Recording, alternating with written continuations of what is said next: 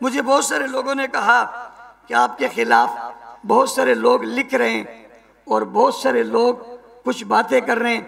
मैंने कहा मैंने उनकी सारी लिखी हुई बातें पढ़ी हैं और मैंने उनकी सारी कही हुई बातें सुनी हैं और मैंने अपने ज़मीर में गौर किया है कि मुझ में कि ये बात है तो नहीं। अल्हम्दुलिल्लाह मेरा ज़मीर मुतमईन था, मुझे किसी की बातों से कोई गर्ज नहीं।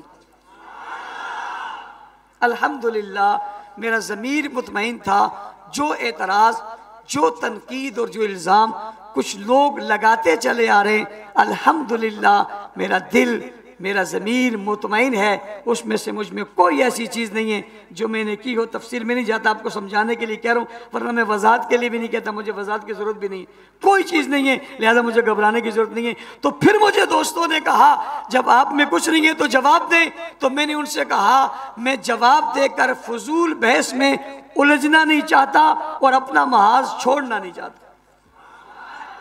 फजूल बहस में उलझना नहीं चाहता और अपना महाज छोड़ना नहीं चाहता। मैं जिस जगह खड़ा हूं वहीं खड़ा रहूंगा।